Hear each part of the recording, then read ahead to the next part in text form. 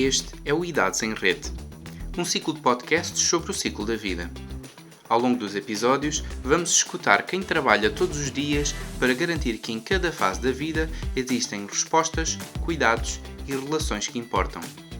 Olá, eu sou José Aniceto, sou licenciado em Psicologia e estou a realizar o meu estágio de verão no âmbito do projeto CLDS 5G Mora Gerações em Movimento, promovido pela Santa Casa da Misericórdia de Mora.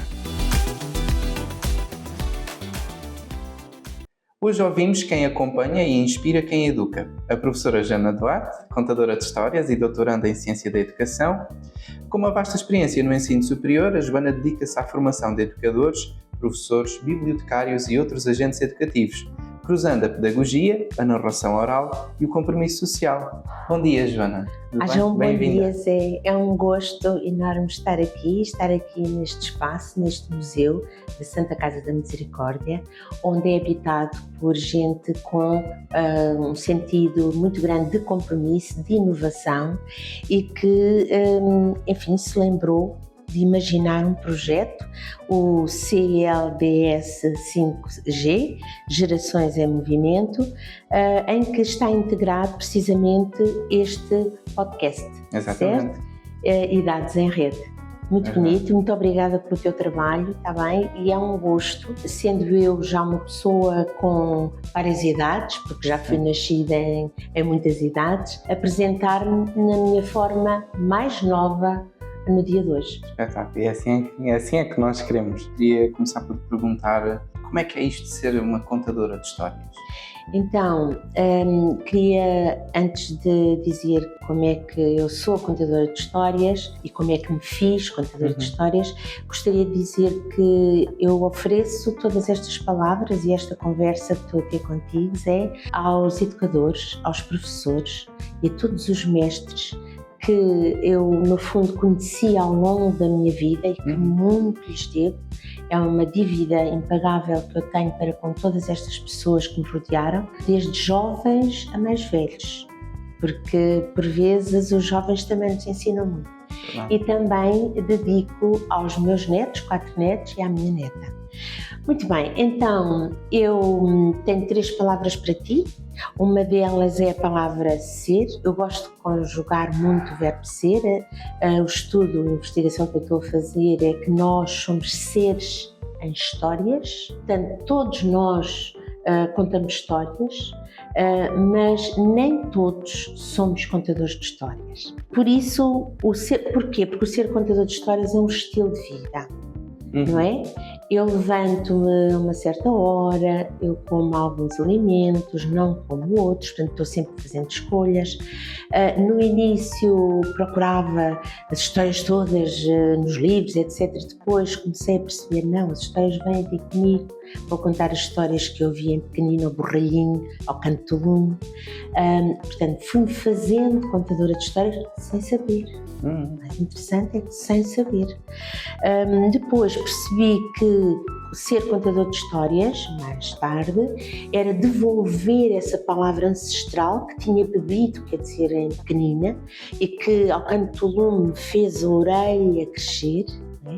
Nós costumamos dizer isso, que é mais escuta, mais aprende, não é? Portanto, a minha orelha cresceu a ouvir tantas histórias e, portanto, eu sou forrada delas e por isso é maravilhar-me no fundo com a vida todos os dias, porque o contador de histórias tem este propósito e no fundo também é uma dádiva que pode oferecer aos outros, que é fazer novo todas as coisas durante o dia ou durante a sua vida ou durante aquele momento. Portanto, essa é a primeira palavra. A segunda é a gratidão. Também me fiz contadora porque eu pertenço a uma família há mais de 100 anos que tenho conhecimento que há contadores de histórias na minha família. E, muito curioso, posso dizer que não porque eu inventei ou porque eu vi aqui no nosso concelho, por exemplo, em Mora, há muitas pessoas que sabem contar histórias, ou pelo menos havia muitas pessoas que sabiam contar histórias,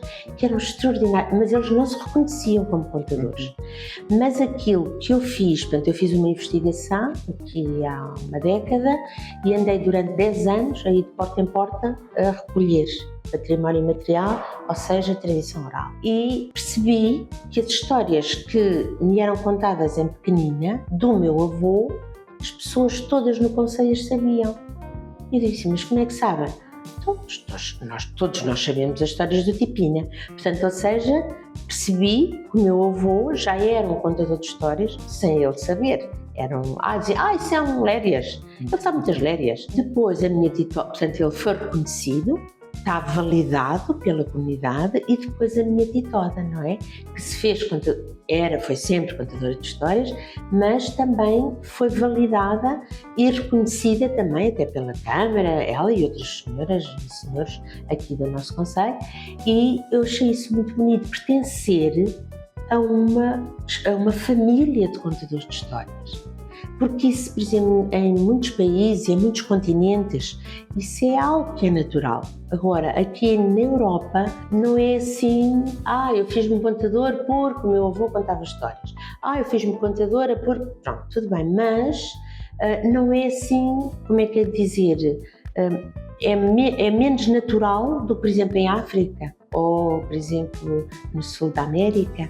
Não é que isso é mais natural. As pessoas ainda hoje contam histórias assim à soleira da porta ou à volta do fogo. Não é? Portanto, eu tenho muito orgulho de pertencer, e no Natal, eu depois fiz-me contadora também por causa deles, fiz-me aqui no concelho contadora de histórias, eu tenho muito orgulho disso. Portanto, a minha palavra gratidão é agradecer a todas as pessoas que generosamente me reconheceram em mim que eu tinha a marca da palavra. Portanto, eu estou profundamente agradecida. Depois foi muito interessante, no Natal passado eu fiz um desafio reto aos meus netos. Quem é que quer ser contador de histórias? E eles ficaram assim a olhar para mim, como que dizer, mas tu é que és contadora. E um pequenino, o meu quarto neto, o Antoninho, como eu chamo, mas ele diz, eu sou Tó, sem dizer, ou sem, começa a ouvir histórias e tem uma facilidade de memorização e já cria a sua própria narração. Eu fiquei espantada, porque digo assim, não é possível. Mas eu não andei lá a ensinar ao meu neto, olha, faz assim, Não, ele vê outras pessoas contar, vê-me contar e ele conta e reconta à sua maneira. Portanto, eu achei muito interessante, digo assim, olha, com certeza tenho aqui um seguidor, ou quem sabe se os outros agora também não querem, não sei se eles vão ser contadores de histórias, já me disseram que não, mas se eu vou trabalhar com eles a comunicação. É isso que eu quero, que eles saibam comunicar. Pronto. Então, a minha gratidão é essa, é a minha palavra gratidão. A terceira é a influência. De facto, que os educadores, conforme o que já disse, todos estiveram na minha vida, educadores, professores, mestres, e, sobretudo, não vou aqui nomear todas as pessoas que eu estou tão grata, mas há uma que, de facto, fez a diferença neste aspecto de ser contadora. Foi a minha professora de literatura, a Maria Isabel Mendonça Soares, da Maria Henrique, onde eu fiz o meu primeiro curso, base, e depois onde fui professora, vários anos, de educadores e professores. E então ela, quando nós finalizámos o curso, disse, era tudo mulheres na altura, e então já foram uns anos largos, mais de 40, portanto estás a ver, já há alguns aninhos, mas o que é o tempo. E ela disse, olha, agora são todas educadoras, mas procurem o vosso filão. E isso foi, para mim, eu bebi isso e guardei na memória do meu coração. Eu vou procurar o meu filão. Qual será? E andei sempre à procura, estás a ver o que é? Via nos psicólogos, via nos sociólogos, nos antropólogos, tinha uma fascinação, os mitólogos, portanto, todas estas áreas de humanistas, não é? Portanto, que é as quais eu me identifico muito. Eu digo assim, eu tenho que ir mais além, claro, tenho que estudar, etc. Queria muito, muito estudar cada vez mais e fui estudando ao longo da minha vida, sempre. E muito curioso porque um dia as minhas colegas educadoras, lá está, por isso é que eu sei que sou professora do ensino superior e tenho muito orgulho nisso, procuro sempre inovar em todas as aulas que dou, apresento sempre uma versão nova de mim em todas as aulas, preparo muito bem as minhas aulas, porém é a minha profissão. Ser contador de histórias é o meu filão, claro, que eu encontrei aqui em Mora, mas é também o meu ofício. E mais do que isto tudo é a minha missão. E como é que aconteceu? Foi numa atividade que nós, educadoras de infância deste concelho, na altura, promovemos aqui em Mora, a Feira Pedagógica, foi feita ali na Casa do Povo e, curiosamente, quem vem cá, um contador de histórias, o António Fontinha, que é o responsável pelo movimento moderno de contadores de histórias em Portugal, veio cá contar histórias. Sim, ele contou para as crianças e eu disse assim, mas isto qualquer uma de nós que aqui está sabe fazer. Eu já contava histórias, já fazia animação de histórias, enfim, muitas outras coisas, não é? Portanto, ainda estava já a iniciar a mediação do livro e da leitura, portanto, para mim aquilo era uma coisa, vamos lá ver, natural na minha profissão e ver alguém fazer. Mas quando ele foi contar histórias para os anciãos, o clique, é este o meu filão. Como é que se conta histórias para velhos? Afinal, aqueles contos todos que eu ouvi ao canto do lume e se contava para crianças e para velhos e para todas a família e para os vizinhos que iam lá ouvir histórias lá ao cantinho, a minha titoda, afinal está a acontecer aqui. É como se tivesse sido recriado o meu canto do lume ali. Eu digo assim, estou arrepiada. É isto que eu quero ser. Foi aqui em Mora que me fiz contadora. Portanto, vê lá o poder do chão de onde nós somos. É a nossa raiz. Isto quer dizer que eu estou profundamente enraizada. Pronto, então são estas palavras, ser, gratidão e a influência que os outros têm em nós. Portanto, o ser contador de histórias é mais algo que vem ter connosco do que nós com ele? Ou um ponto de encontro? Exatamente. Muito obrigada pela tua expressão. É um ponto de encontro disso. Quem quer ser, era o meu... Eu não tinha isso consciente em mim. Sim. Eu fiz esse percurso sem saber. Quer dizer, eu só andava à procura de um filão. A dar da minha palavra. Não é? E eu não sabia qual era, portanto eu ia exercendo as minhas práticas, que eu procurava que fossem boas práticas, claro. Eu trabalhava muito em equipa com as minhas colegas, não só educadoras, professores, ali das diferentes escolas aqui do concelho, aqui com a Santa Casa da Misericórdia, tanto que eu trabalhei aqui, não é? Quer dizer, eu trabalhava com todas estas pessoas com amorosidade. E o facto de eu ter feito uma investigação, não é? Com anciãos, os anciãos, no fundo, a sabedoria deles, devolveram-me aquilo que eu precisava para a minha vida. Nós só temos de estar atentos. Parece se calhar um trabalho difícil, ou não? Estar atento ao nosso filão. É muito difícil. Porque, segundo a Adélia Prado, ela diz que a atenção é uma oração da escuta. Portanto, se nós, para estarmos atentos hoje na vida, estamos sempre desdobrados. Nós estamos aqui, mas já estamos a pensar o que é que vamos fazer a seguir e depois tenho mais isto, depois tenho mais aquilo, não posso esquecer este assunto e aquele e tenho que levar aquele objeto e o outro. Estamos sempre nisto, não é? Portanto, nós temos muita dificuldade, nós somos o único ser vivo que existe no planeta Terra, que está sempre a pensar no passado, tu sabes isso que és psicólogo, sim. Está sempre a sonhar o futuro, mas nunca vive o presente. Não é? Essa tendência. Temos sempre essa tendência, portanto, mas se nós fizermos um esforço de escuta, eu lembro-me que o meu pai dizia assim, quando ele começava a falar, e depois eu falava por cima dele, e ele dizia assim, escuta, quem mais escuta mais aprende. Se tu escutares os outros e a mim, ficas a saber o que eu sei, mais aquilo que tu sabes. E assim, está. E é verdade, portanto, escutar os outros, e eu escutei os outros. Portanto, eu vivi aquele momento intensamente do António Fontinha, quando ele contou para os anciãos, e os anciãos respondiam-lhe, falavam com ele, como se soubessem as histórias todas que ele estava a contar. Eu digo assim, é isto que eu vou fazer. Eu já era educadora, quer dizer, já tinha a minha profissão, não é? Mas lá está, andava à procura do meu filho. Estás a ver? É muito bonito isso, não é? Verdade, eu espero que tu também, como psicólogo, que encontres o teu filão. Eu espero que sim. Tu e quem nos está a ouvir, claro. Sim, claro. Então eu queria... Ok, já vimos que ser contador de histórias é um ofício que é voltado para as várias idades e eu hoje queria-me focar um bocadinho mais nas crianças e nas primeiras e segundas infâncias e queria lhe perguntar o que é que não pode faltar na vida de uma criança para que ela cresça assim de forma saudável. Muito bem, então eu lembrei-me de falar aqui no leite materno e também no colo. O leite materno porque nós sabemos que é o alimento mais completo que existe, é aquele que cria o elo, não é, com a sua mãe. A criança lê o seu primeiro livro, a primeira leitura que ela faz da vida é o rosto da mãe. Isso é muito belo pensarmos nisso. E depois é o colo. Diz o psicólogo Eduardo Sá, quanto mais fundo for, mais a criança, não é, será emocionalmente equilibrada. Isto é belo, quer dizer, é muito belo. Quer dizer, estas pessoas que nos ajudam a aprofundar estes assuntos, não é? Por isso, um fortalece fisicamente, o outro, não é, ajuda a que a pessoa seja mais equilibrada.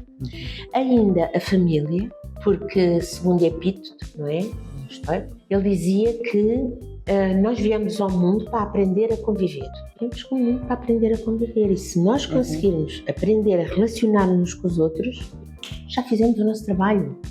A vida flui, não precisamos fazer mais nada. Tudo vem, a vida depois concorre para tudo aquilo que nós pretendemos fazer. Isto também é bonito. Portanto, a família, lá onde recebemos os princípios, é essencial também para o crescimento de uma criança, para o desenvolvimento dela, não é? O desenvolvimento integral, como nós costumamos dizer. E depois brincar, porque para mim há muito mais coisas, eu sei que há muito mais coisas, eu só convoco aqui estas três, não é? Mas o brincar para mim é atividade, para mim não, para os especialistas e todas aquelas pessoas no fundo que lidam com crianças, que estão com crianças, que trabalham com crianças, que se relacionam com elas, sabem que a brincadeira é a sua atividade principal. Portanto, dizem os psicólogos, como tu, que a infância até aos 12 anos, portanto, ou melhor, a criança até aos 12 anos, melhor dizendo, a brincadeira é a sua atividade principal. Até com os telemóveis, é a sua atividade principal. Tudo o resto é interrupção. A criança é naturalmente feliz até aos 5 anos, a partir daí começa a inquirir a vida, os adultos, o que a rodeia, o mundo que a rodeia, mas continua a ser feliz, porém a brincadeira é a sua atividade principal, porque o aprender, o faz-de conta, o tal faz-de conta que se fala tantas vezes a partir dos 3 anos, não é? Que se dá por volta dos 3 anos, a criança aprende a pensar. Não é? Quando brinca sozinha, quando brinca com os seus pares e quando se relaciona com o meio. Aprende a pensar a partir daí. Portanto, a brincadeira é para ser levada muito a sério. Ainda bem que estamos a falar sobre isto e eu tenho uma pergunta que é: há algum carinho ou cuidado que seja a mais?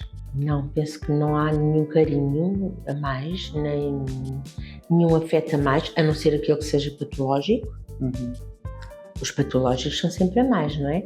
Quando eu vejo um pai ou uma mãe sobreproteger uma criança, eu sei que, a nível psíquico, tu sabes que é uma rejeição que há ali. Mas isso já estamos a falar noutro patamar, estamos a falar no patamar patológico, das patologias. Agora, tirando esse patamar, todo o relacionamento, desde que haja o respeito, não é, que é o eixo do mundo, um dos grandes eixos do mundo, eu penso que esse elo afetivo é urgente e necessário cada vez mais. Entre professor e aluno, educador e criança, entre discípulo e mestre, portanto, urge esse elo afetivo. E não há carinho a mais. Por isso o tal colo tem que ser fundo, tem que ser profundo, tem que se dar muito colo. Eu aprendi também a contar, uma vez disseram, como contadora de histórias, disseram-me assim: nas histórias não se conta. Eu escrevi isso na minha tese. Não se canta, não se canta. E se eu fosse insegura, tinha deixado de cantar na hora. Depois pensei, não, minha mãe contava-me contos cantados, ao colo, com o seu vestidinho, assim ali com a bainha, que assim aos meus pezinhos, e dançando com o corpo ao colo, ao colo, cantava-me contos cantados. Como é que eu podia deixar de cantar de quanto conto? Ou seja, lá está, aqui vem também de Paulo Freire, a consciência crítica, a conscientização, não é? Nós temos de ter uma consciência crítica nos dias de hoje, cada vez mais. Verdade. Muito bem. Então, falando aqui destas, aliás, até partindo do colo e do cuidado como uma base segura até para a exploração e para o ganho de autonomia e até para a criança desenvolver atividades, eu queria lhe perguntar que tipos de atividades é que podem ser desenvolvidas para promover este desenvolvimento saudável, integral. Muito bem. Então, só um golinho de água. Força. Quem é contador ou comunicador deve bebericar, conjugar o verbo bebericar e ir bebendo golinhos de água para hidratar a sua voz. Então, eu, como trabalhei com muitos colegas educadores e como fui professora também de muitos, centenas, eu antes deles planificarem as suas atividades, eu pedia-lhes sempre o seguinte: pensem, por favor, reflitam sobre princípios. Nós não podemos planificar nada, fazer uma boa planificação, se não pensarmos em valores, na tal axiologia. Portanto, nós temos que pensar em valores. E então, para fazermos uma boa planificação e pensarmos em boas atividades para aquele grupo de crianças, que temos que ir ao encontro delas, e eu arrisco dizer que cada uma delas, ainda por cima nos dias de hoje, foi muito criticada sempre por dizer isto. Hoje ouço dizer muita gente esta expressão, mas aqui há uns anos, aqui em Mora, fui muito criticada por dizer isso. Ir ao encontro? Não, nós damos as pedagogias e pronto. E eu dizia assim, pronto, eu sei que há muitas pedagogias, mas também há muitos pedagogos. Eu creio que é muito importante nós, nos dias de hoje, pensarmos em princípios como empatia, que é o saber nos colocar no lugar do outro, que é o tal, portanto, eu agora aqui enumero algo que vem de trás, Jacques Delors, portanto, no relatório A Educação, portanto, um tesouro a descobrir. Ele dizia, claro, publicado pela Unesco, ele dizia que na educação há 4 pilares. Eu, por acaso, já acrescentei mais um, mas isso é por causa da narração. Pronto, mas ele dizia que era o aprender a conhecer, aprender a fazer, aprender a conviver, aprender a ser. Mas, precisamente, apoiado assim, neste grande fundamento da educação, nestes pilares, eu ia buscar vários, há muitos princípios, há muitos valores, e depois dos valores nascem os princípios. Eu ia buscar a empatia, que já falei aqui, é o aprender a conviver, buscar os pilares, a relação, nós precisamos de saber nos relacionar uns com os outros, portanto, aprender a ser, não é? E só aprendemos a ser se nos soubermos relacionar, não é? Se conseguirmos comunicar. Então, o cuidado, portanto, aprender a cuidar também, precisamos de cuidar das crianças de hoje. As crianças, muitas vezes, só têm um carinho, ou só têm, muitas delas, um prato de sopa, ou, portanto, algum alimento, algum afeto, por exemplo, na escola. Muitas vezes em casa não há essa possibilidade, não é? É importante, então, é preciso aprender a cuidar. A atenção, já falámos aqui um bocadinho da atenção, portanto, que é a oração da escuta, estar atenta àquela criança.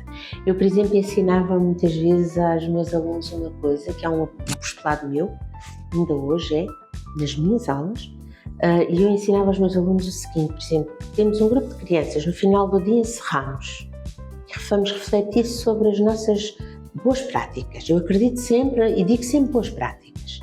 Então, o que é que faltou nas nossas práticas? Espera, aquela criança, eu não dei tanta atenção como devia. Então, no dia a seguir, começo por aquela criança que não dei tanta atenção no dia anterior. Pronto, isto é um exemplo, não é? O realizar, a capacidade de concretizar, portanto, os objetivos, aquilo que as crianças nos trazem de casa, não é? Os seus sonhos, no fundo, portanto, é o aprender a fazer. Depois, o diálogo, que é fundamental. Nós estamos a desaprender a dialogar. temos muita dificuldade em dialogar. Lá está, não escutamos, falamos por cima dos outros, portanto aqui falta a educação, não é? Isto é mesmo. É uma questão de educação e, portanto, eu estou a falar mesmo de ética, não é? E o diálogo, não é? Que é aprender, no fundo, também a conviver, que é importantíssimo. E o silêncio. Hoje, as crianças precisam de aprender o silêncio. Estão a aprender a ser, não é? Aprender a estar em silêncio. Têm muita dificuldade, têm medo de estar em silêncio. Estão sempre com ruídos, não é? Os ecrãs tomam conta delas, não é? Os barulhos da casa, a brincadeira, felizmente. Porém, importa fazer silêncio, aprenderem, fica um pouquinho aqui quietinhos. Olha, vamos aprender, vamos olhar para, olha o sol como está, olha a lua, olha o escuro, tens medo do escuro? Simples exercícios, não é? E aí desenvolver-se um diálogo, mas primeiro ficar em silêncio. E a criança, como dizia a Fernando Pessoa, no princípio do século passado, primeiro estranha-se, mas depois entranha-se. E é verdade. Portanto, no início a criança fica assim, mas depois já quer. E já requer, e já diz, olha o pôr do sol tão lindo. Já aconteceu isto com muitas crianças, inclusive com os meus filhos, por isso. Muito bem, então, agora eu poderia agora enumerar imensas atividades, porque ajudei a fazer imensas planificações e depois a refletir com os meus alunos, cada vez que os ia visitar estágio, ou eu própria, nas atividades que desenvolvo, e mesmo na preparação das histórias que conto, também é preciso, eu elaboro um ecomapa para cada história que vou contar, mas há aqui coisas muito simples que nos ajudam, no fundo, a ser seres humanos e que as crianças não devíamos descurar. Nós, adultos, devíamos de ajudar as crianças. Uma delas é saber arrumar o seu quarto, porque se houver ordem interior, há ordem exterior. Não é? Portanto, lá está o ajudar a pensar, fazendo com as mãos, não é? E os filósofos e os psicólogos dizem, não sou eu só estou no fundo, a convocar, não é, o conhecimento deles e depois a minha reflexão. O saber pôr a mesa, o saber receber pessoas em casa, como por exemplo hoje fui recebida aqui, tão bem recebida, tão bem cumprimentada, o fornecer materiais para que eu me sentisse bem, uma cadeira confortável para estar aqui, num ambiente, não é, como este do Museu da Santa Casa da Misericórdia. Portanto, tudo isto tão acolhedor ajuda-nos, não é, a fluir, a crescer, a evoluir. Pronto, então aprender a estudar. As crianças não sabem estudar. Isto é uma das coisas que me faz impressão, não é? Eu, por exemplo, aprendi com os meus irmãos mais velhos, porque todos estudaram. Em casa havia livros por todo lado. Tive essa sorte, mas tive esse privilégio, digamos, de pertencer a uma família muito grande em que irmãos mais velhos meus, e os mais novos também, mas os mais velhos estudavam. Mas isso não é o vulgar. Agora já é mais, felizmente, mas aqui nos anos 60 isso não era muito vulgar. E eu procuro, não é, que as crianças aprendam a estudar. Leiam um texto uma vez, vão aprender uma ideia pelo menos. Depois 2 vezes, não chega. É preciso ler 3 vezes.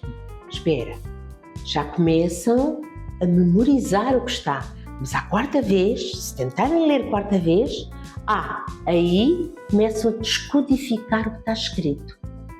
E depois, se tiverem ainda a atenção de pegar no lápis e escrever, memorizam para sempre. Fica na memória para sempre. Portanto, isto é o saber estudar. Não sabem, as crianças hoje não sabem estudar. E precisam.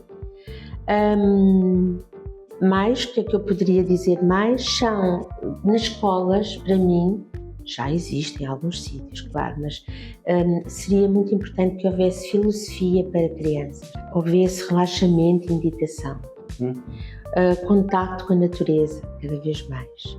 Aprender a viver com os dispositivos tecnológicos. Porque não é só estar sempre com o telemóvel na mão, é necessário nós adultos, juntamente com as crianças, aprendermos a relacionarmos também com estes dispositivos. Muito bem. E falando sobre isto das crianças, há muita gente que diz que a educação começa em casa.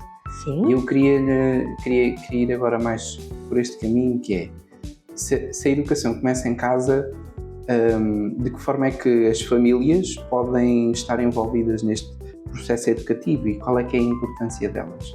A importância é toda, não é? A importância das famílias é toda. Só que tu sabes tão bem como eu, neste mundo contemporâneo em que vivemos, há famílias heterogéneas, portanto, há famílias de uma diversidade imensa e muitas delas e com diferentes princípios. Eu não estou a criticar nada, nem estou simplesmente a relatar, não é? É o que é o nosso mundo. É inevitável. As famílias, Exato. como os seres humanos, são constituídas por seres humanos, são complexas também. Sem dúvida, sem dúvida. Portanto, eu creio que a família é importante na vida de uma criança. Mas eu ressaltava aqui 2 ou 3 ideias.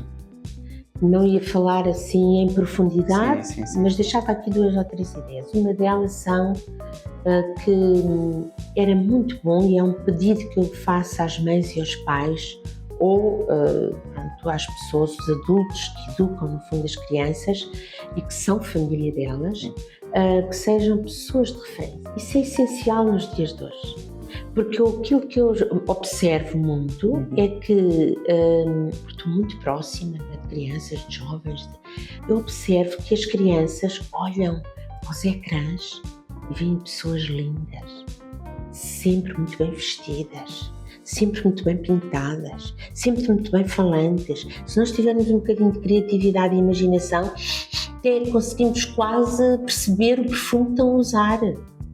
Faz homens com mulheres, não importa, não é? E as crianças que as rodeiam, as pessoas adultas que as rodeiam, andam tudo desgadelhado, não têm zelo no vestir, andam de qualquer maneira, senta-te aí, o pacote de batatas fritas, abre mesmo na mesa, olha, se quiseres espalhar em cima da mesa, vamos buscar um prato, vamos buscar uma toalha, quer dizer, no fundo não criam simbolicamente, não é? Cerimoniais, ritos, porque as crianças precisam desses rituais para crescerem, não é? E para perceberem e darem valor e para serem briosas, que é a grande diferença que eu noto, esta é a grande diferença mesmo, que eu noto nas crianças daqui há 40 anos, esta parte é que aqui há 40 anos, quando eu comecei a trabalhar com crianças, eles tinham um brio no que faziam. Vou fazer este desenho, vou desenhá-lo ou vou pintá-lo, mostrar à minha educadora ou à minha professora, ela vai gostar. Deixa eu ver o que é que ela vai dizer. Um brio. E faziam com gosto. Hoje fazem 2 ou 3 riscos, já está. Pronto, olha, é assim, não tem brio, não tem gosto. Estão sempre desertos de fazer outra coisa qualquer. Não é? Pronto. Então, esse é, para mim, essencial, serem pessoas de referência, para além de tudo aquilo que eu já disse. Se não houver pessoas de referência na família, isso está provado, está estudado, há estudos feitos, que as crianças vão buscar lá fora. E por vezes é desastroso, não é? Portanto, porque juntam-se a pessoas, enfim, que não lhe querem bem, não lhe vão criar bem-estar, pelo contrário, vão criar muitos problemas na vida. Pronto, então, outra coisa, e é algo muito interessante que eu tenho refletido, é aqui há uns 40 anos, há uns anos largos, olha, e até quando eu era menina, não sei se te perguntaram a ti, o que tu queres ser, ó Zé, quando fores grande? Fizeram-te essa pergunta? A mim também, pronto. Era uma pergunta, não é? Ainda hoje se faz, não é? Eu faço aos meus netos e a outras crianças, eu faço aos meus netos. Sim. Eu lido com muitas crianças deste país, às escolas e bibliotecas, onde for, não é? E faço muitas vezes estas perguntas, não é? Porém, como hoje em dia pedem à infância, pedem às crianças, que sejam canivetes suíços, ou seja, que saibam brincar, mas que saibam também jogar, mas que saibam também andar de bicicleta, que andem na natação, mas tenham música também, não pode faltar. Agora vais também para os computadores. As crianças não respiram e brincam. Portanto, não vão para a rua já, não é? Já não para brincar com outras crianças, não é? Então, são canivetes suíços. Portanto, têm que saber fazer muita coisa. E sabem, os pais sabem, que mais tarde ou mais cedo elas têm que se especializar em algo para haver depois o tal diferencial na sua vida. O filão. O tal filão que as vai fazer vingar na vida, não é? E que vai buscar a identidade, não é? O Bauman, não é? Dizia muito bem que nós não nascemos com uma identidade. Cria a sua. Ele diz mesmo, cria a sua. Portanto, lá está. Nós podemos concorrer para ajudar as crianças a criarem a sua identidade. Ora, uma das perguntas que nós poderíamos fazer hoje era: qual é o problema que tu gostavas de resolver no futuro? E eu tenho feito. E as crianças o que me respondem? Eu quero ser arranjadora de robôs. Eu quero resolver os problemas das alterações climáticas. Eu quero acabar com a fome no mundo. Eu quero acabar com a guerra. Quero que as crianças tenham paz. As crianças sabem responder. Portanto, isso para mim é algo inspirador, uma criança dizer isto. Não é? Porque, pronto, nós estamos a ver e a viver num mundo de uma complexidade que creio que nunca vivemos. Portanto, a família, verdadeira escola, devia ser, não é? Deve cultivar a perseverança, a constância, a resiliência, a humanidade, enfim, depois todas as outras virtudes. Basta uma, depois essa uma puxa todas as outras. Já aqui falou um bocado da relação que as crianças e as próprias famílias têm com estas tecnologias e com os ecrãs e com este tempo de brincar que se calhar atualmente é menos do que era já há alguns anos. Que oportunidades e riscos é que acha que podem surgir com este aumento do uso de tecnologias, de inteligência artificial principalmente em contextos educativos e sobretudo quanto mais novas são as pessoas? Sim, verdade. Nós estamos a viver uma nova revolução industrial, não é? Segundo os especialistas e os estudiosos. E temos que ter consciência que não vamos viver sempre no digital, porque nós somos humanos, não é? Portanto, e isso as crianças têm que se lembrar disso, têm que ser sensibilizadas e tornar-se conscientes também. Nós adultos temos que as ajudar nesse caminho. Segundo a jornalista Joana Beleza da SIC, que eu aconselho vivamente a que as pessoas leiam os trabalhos dela, eu leio e gosto muito. Ela tem um podcast, tem vários aliás, mas fala muito sobre a inteligência artificial. E ela diz uma coisa que eu gostei bastante de ouvir, até porque me toca, que é o jornalista tem aquela maneira de contar uma história. Uma boa história é aquela que vai fazer a diferença, a maneira como a escolhe, a trabalha e a partilha. E eu aí, a inteligência artificial vai-me lembrar, quer dizer, enfim, porque ela está presente já nas nossas vidas, quer queiramos, quer não, e vai aumentar e vai estar cada vez mais. Vou aqui convocar uma tecnologia cinematográfica que é onde se alia o robô com o humano, que é uma das séries mais soberbas, que é a Guerra dos Tronos, e aí há um personagem que nós na literatura tradicional dizemos que é um personagem do maravilhoso, que é um anão, né? Que é um personagem de soberba também, e ele começa a contar a história daqueles povos. E depois diz uma coisa que eu achei maravilhosa. O que nos une são as histórias. Está tudo resumido, está tudo aqui. E de tal maneira isto é verdade, importa comemorar, portanto, as histórias, porque comemorar é lembrar junto. Porque está, é a Unesco que nos diz, que o património material, a tradicional a memória coletiva, é a única herança da humanidade, dos povos da Terra. É a única. Não há mais nenhuma, é esta. E os mitólogos assim o dizem, não é? Um mito contado aqui é contado também lá do outro lado do mundo, de outra forma, de outra maneira, com várias variantes e outras versões, mas é o mesmo. Portanto, é uma herança extraordinária que nós temos. Ora, se as histórias são tão importantes porque quando nós contamos histórias somos nós que estamos a ser contados, por isso eu cunho uma palavra que é a palavra história, porque é o verbo ser, né? Porque nós somos verbos. Eu gostava muito que o humano, que está cada vez mais ligado às máquinas, que se lembrasse, não é, que as crianças têm cada vez mais déficit de atenção. A Suécia, não é, os países nórdicos, como tu sabes, são de facto exímios nesta área da educação, não é? Dão-nos cartas aos estudiosos, os professores são muito bem preparados, faça sol, faça chuva, faça neve. As crianças vão todos os dias à rua, todos os dias, vestem as calochas, os seus casacos e lá vão protetores, não é? E lá vão eles brincar para a neve. Portanto, não há frio nem calor que os vença. Eles têm que brincar, têm que conviver uns com os outros. E, páginas tantas, não é? Deixaram de usar o papel e a caneta. E o elo afetivo deixou de existir. Então, perceberam que as crianças tinham um déficit cognitivo muito superior às crianças do princípio do século passado. É que é possível. Na era da tecnologia, da inteligência artificial. Precisamente porque o scroll, não é? A passagem de 10 em 10 segundos, ou de segundo a segundo, não é? Os ecrãs não nos deixam fixar, não criamos memória. Portanto, o nosso cérebro não fixa. E como tal, aquilo tudo passa. E é como se nós não podemos fazer scroll na vida. O problema também está aí, não é? Portanto, nós temos que ter a atenção. E aí é um dos perigos. Depois, lá está, na Suécia já se voltou outra vez a utilizar o livro.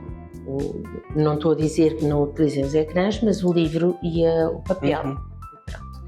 Depois, estes e outros perigos, portanto, que nós temos aí à vista, são acautelados pela União Europeia. Eu, nesse aspecto, portanto, estou aqui, nós, no nosso continente, estamos razoavelmente acautelados. Portanto, as crianças, portanto, há pessoas a terem cuidado, quem é que está a ver o quê, portanto, há um certo cuidado.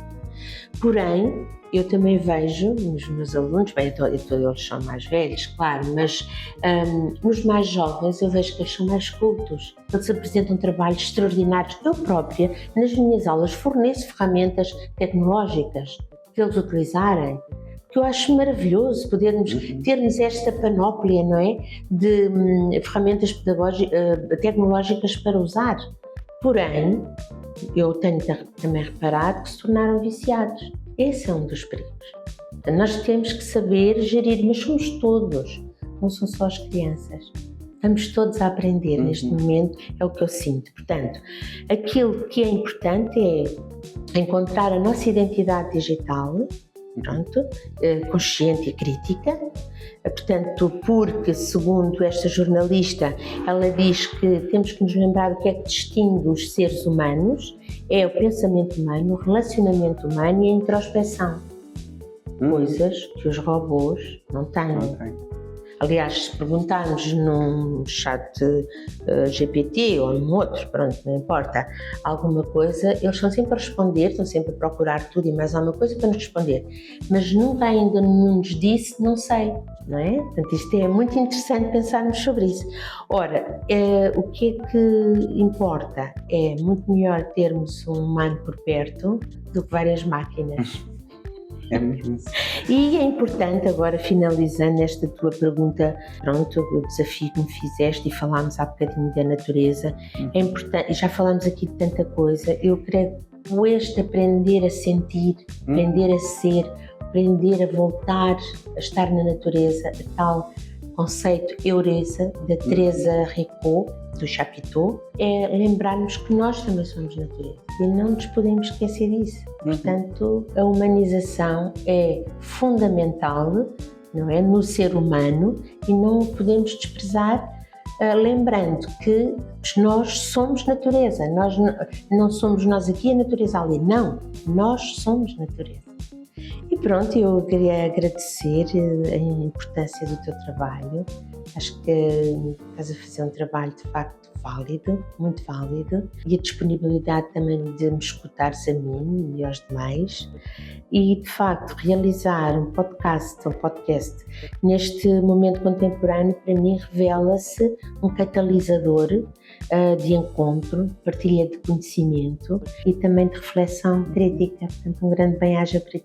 Muito Está bem, para o projeto. Obrigado por ter vindo e por ter também dado voz e ter participado neste podcast. Agradeço-lhe imenso. Muito bem, muito obrigada também. Obrigado. Obrigada.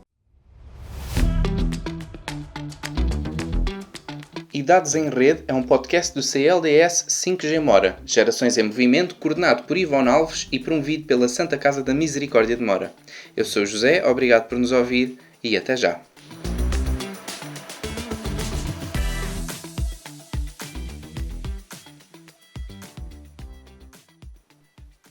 A Operação CLDS 5G foi apoiada pelo Portugal 2030, pelo Programa Pessoas 2030, financiado pelo Fundo Social Europeu Mais e pela União Europeia como parte dos fundos europeus mais próximos de si.